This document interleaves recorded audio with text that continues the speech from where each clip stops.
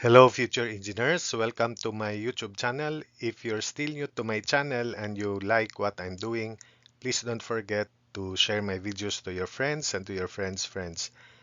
To your younger brothers and sisters who would want to take up engineering in the future, and to your relatives. That's one way you can keep me going, inspired and refreshed. Now, if you find my videos interesting and important to your studies, also please don't forget to subscribe. Hello, future engineers, subscribers, viewers, and students. There are another set of problems in calculus.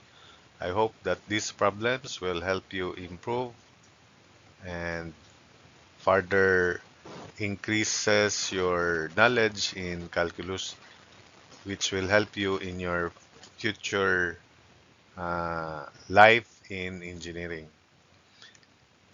The total cost of repaying a student loan at an interest rate of R% per year is C equals function of the rate R. What is the meaning of the derivative f prime of R? What are its units? What does the statement f prime of 10 equals 1200 mean? And part C, is f prime of R always positive or does it change sign? So for the first question, we interpret the meaning of f prime of R, the first derivative of f with respect to R, or the derivative of cost, as the rate at which the cost changes with respect to the interest rate, and therefore the units should be in dollars per percent per year. So again, meaning of f prime of R is the rate. So that's the rate, of course, rate of change, or rate at which the cost changes with respect to the interest rate in dollars per percent per year. Then what is the meaning of the derivative f prime of R? What are its units? That's the answer to the first. What does the statement f prime of 10 equals 1200 mean? So when the interest rate increases past 10%, this is 10% R, the cost is increasing at the rate of $1,200 per percent per year. So that's the meaning of that statement f prime of 10. So again, when the interest rate increases past 10%, the cost is increasing at a rate of $1,200 per percent per year. Is f prime of R always positive or does it change sign? Because it is the rate of change of the total cost of repaying a loan, remember that's a loan, with respect to R, it is always positive. So it is always positive. That's why you need to uh, repay the debt, so the loan. So you have to keep on paying, even if the amount that you pay is decreasing, but it is still positive. The rate is still positive. F prime of R is still positive. Then for the next problem, if part A, if f of x is square root of 3 minus 5x, find f prime of x. Then find the domains of f and f prime and graph f and f prime. Compare the graphs to see whether your answer to part A is reasonable. So we have square root of 3 minus 5x, and the rule is the radicand 3 minus 5x should be greater or equal to 0 for this to be defined. So its domain should be, we set this to be greater equal to 0 so that we can find its domain. And of course, we have to find the derivative of this square root of something. The guide is square root of u, which is du dx over 2 square root of u. We just copy that. So first, for the domain, uh, 3 minus 5x should be greater or equal to 0. So that means x should be less than equal to 3/5. So the domain of f therefore would be from negative infinity to 3/5, including 3/5 because it is in the numerator 3 minus 5x. This can also be 0. So that's the domain, negative infinity to 3/5. While the domain of f prime, so because it depends on the derivative, so part A, derivative of square root of u with respect to x, the u is quantity 3 minus 5x, so it is du dx over 2 square root of u. F prime of x therefore is the derivative of 3 minus 5x with respect to x is negative 5. Then we just copy 2 square root of 3 minus 5x. So f prime of x therefore is negative 5 over 2 square root of 3 minus 5x. This is the answer to 2a. Then for 2b, this is the domain of f.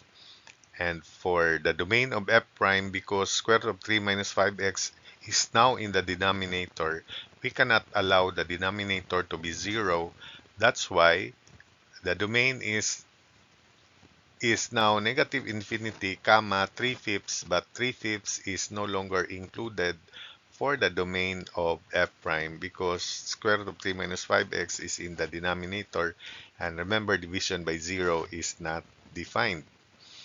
Then we have to graph f and f prime, and then we compare graphs to see whether our answer to part A is reasonable. So all we have to do is sketch the graph of f, assigning values, then by point plotting if you're not still familiar with this. But if we change this to y equals square root of 3 minus 5x, y squared equals 3 minus 5x, it is a parabola that is open to the left. So for f, we plot negative 97 over 5 comma 10 because 3 minus 5 times negative 97 over 5 is square root of 100 and it is 10.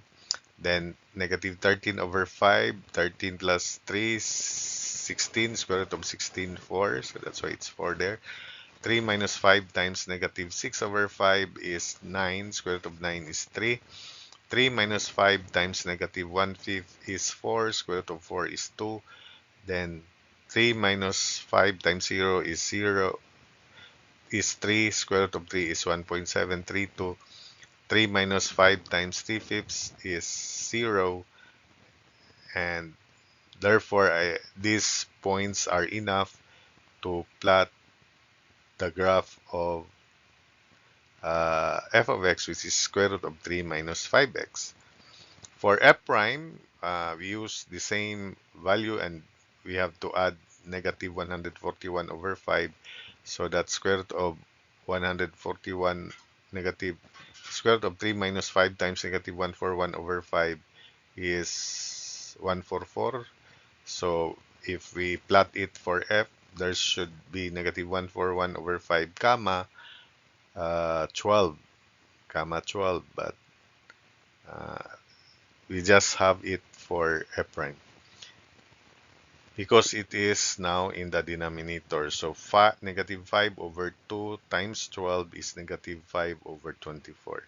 For negative 97 over 5, negative 5 over 2 times 10, negative 5 over 20 is negative 1/4. Then for negative 13 over 5, negative 5 over 2 times 4, because this value is 4, negative 5/8. Then when x is negative 6 over 5 for f prime, this is 3, so negative 5 over 2 times 3, negative 5/6. Then for x, negative 1/5, square root of 3 minus 5x is 2, so negative 5 over 2 times 2, negative 5 over 4 when x is negative 1/5. And when x is approaching 3/5 or zero point 0.6 to the left, from the left, 0.599, the value of f prime is negative 35.36. So that means as x approaches 3/5 from the left, the graph of f prime comes from negative infinity. So we are now ready to sketch the graph. This is the graph of y equals square root of 3 minus 5x. And these are the points. This is negative 13 over 5, negative 2.6, comma 4. The negative 97 over 5, comma 10 is somewhere there if we extend, but it's beyond the window or the screen here. So we just ignore that, but these representative points are enough to sketch the graph of square root of 3 minus 5x. So negative 13 over 5, comma 4, negative 6 over 5, negative 1.2, comma 3, then negative zero point 0.2, comma 2, then 0, comma square root of 3 or 1.732, then 3/5, comma 0. That's the graph. For f prime, negative 141 over 5, negative 5 over 24, somewhere there. Then when x is negative uh, 13 over 5, negative 2.6, the slope is negative 5/8, or this is about negative 5/8 here. When x is negative 6 over 5, it is negative 5/6, so just the estimate. When x is negative 1/5, the slope is negative 5/4. Then when x is close to 3/5 or 0.599, negative 35.36 or negative infinity. That's why the graph, this blue curve, is f prime of x. So that's it for this video.